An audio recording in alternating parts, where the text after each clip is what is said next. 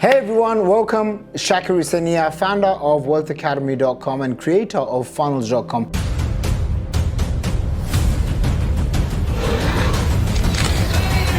In today's video, I want to share with you a couple of questions that I got from one of our students, Sarah. So, what's the first question?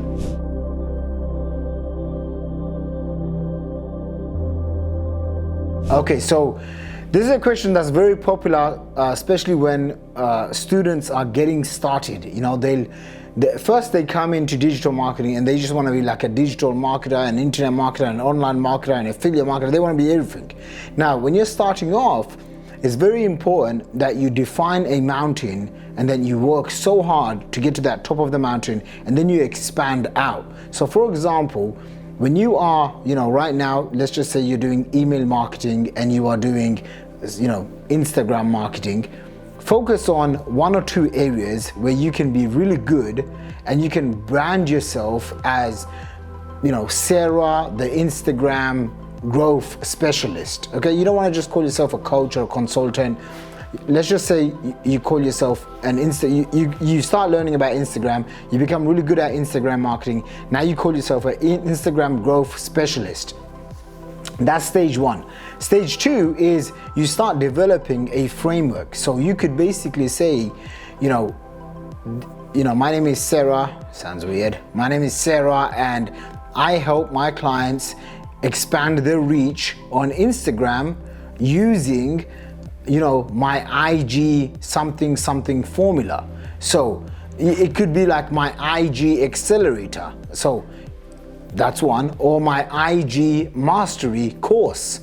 So what you're doing is essentially you're coming in, you've developed a skill, and the biggest mistake most people make is they don't learn and master one skill.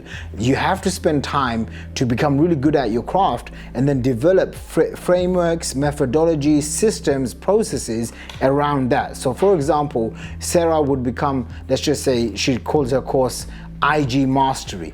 And IG Mastery is a $997 or a $2,000 course, or it's a $997 or a $2,000 digital course, masterclass, whatever you want to call it. So that's IG Mastery. Now she can come up with IG Professional. And what is IG Professional? It's Sarah's unique Instagram professional done-for-you service. So this is where you're doing a done-for-you service for the client, and you can charge maybe 5 to 10K for that, depending on what the client is, who the client is, how much budget they have, what their goals, ambitions is that you can help them with. Does that make sense? The third thing is once you start developing your skills, getting good at your skills, honing in on a very tight niche market, then what I would say is go and build another skill. Okay, go and build another skill, which is maybe something complementary. Like once you start learning how to do Instagram, then you start realizing you can build lots of people coming into your funnels, right? And it could be any traffic source, it doesn't really matter.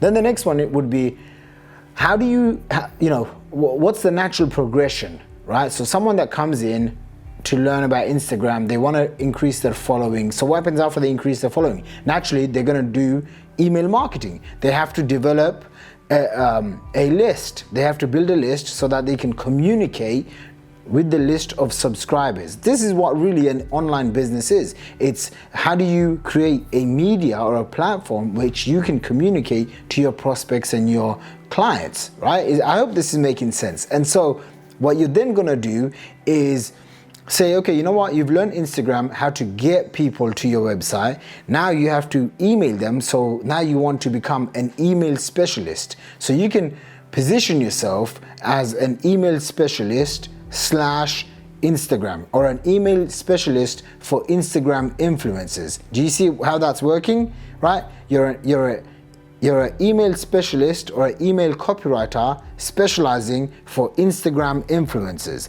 So what you're doing is you're stacking your skills, okay? When I first started off in internet marketing, I tried to learn everything. I was trying to do SEO, PPC, article marketing, press releases, network marketing, affiliate marketing. Like I was just all over the place.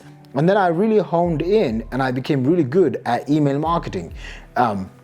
mainly because I was actually really overweight and I didn't have a lot of confidence to put myself out there. So I wanted to be behind the scenes, and I got really good at writing emails, long form, high converting emails.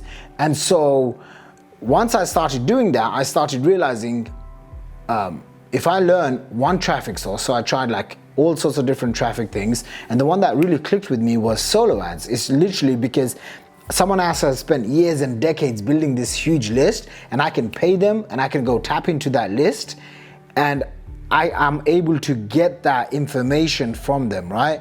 I'm able to get that information from them, get access to the list, email their list, and I don't have to spend 5 or 10 years to build that list. So what happens when I would get traffic from someone else's list, so what a solo ad essentially is someone has built a huge list and they will send a promotion to that list with your products and services. So today you have Instagram influencers that will do shout outs. It's the same thing, right? You're literally buying media, you're buying traffic.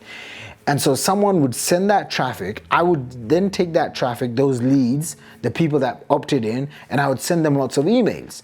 And so then I position myself as an email specialist that specializes with solo ads traffic. So those were my two specialities. And then as I started, making six figures, multiple six figures, first year online, I made about $120,000 just doing exactly what I'm telling you to do. I really niche down on a group of people that have a problem. I niche down on one or two skills, not 101 things, just one or two. One for traffic, one for conversions. Traffic was solo ads, conversions was email copywriting. And then I did 275K my second year, and then I heard from Brennan Bouchard about using the power of videos. And for me specifically, it meant doing webinars. So the next year, during that year, I added in webinars, and I got good at promotions and webinars, and then boom, I hit $1.2 million on my third year of doing online marketing. And so the advice that I'm going to give to you is start off and specialize as much as you can with a very niche group of people. Develop frameworks so that you position yourself higher than everyone else in the marketplace. This is how you create, this is how you become competition proof. This is how you create real security in your marketplace, to your customers, to your employer, to your employees, because now they realize you're the one with these unique frameworks. And if you're completely starting from scratch, then I would say go and find people, maybe 3 to 5 people that you can go and work for free.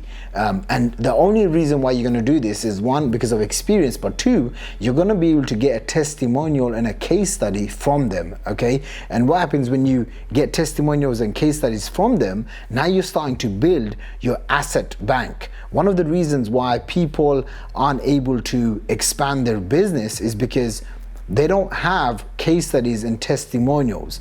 So today, as you're watching this, literally make a list of 10 people, 5 or 10 people that you know that you can go and add value to, okay? You're one of my clients, you could write me a few emails, whatever the case is, but find 5 or 10 people that you can add value to. And then what you'd be able to do is go get them results and get some testimonials. That way, you can package up that information, package up the testimonials that you have, package up the results that you've got, and throughout all of this, you'll be able to increase your prices. And you'll also be able to slowly transition out of just being so niche down in one place. Now, the biggest mistake, like I said, people make is they try to do everything. Really good that you're focusing on email copywriting. All right, so I hope you enjoyed that video. If you have any more questions, Sarah, let me know. Thank you so much for your questions. If you have any other questions for Shaqir Hussyin, let me know. Okay, we're doing these Ask Shaqir Hussyin episodes on a day-to-day basis right now. I aim to publish one of these per day. If you like these videos, make sure you subscribe. Click on the like button, the notification, smash the bell button. That's what I'm supposed to say, right? Smash the bell button.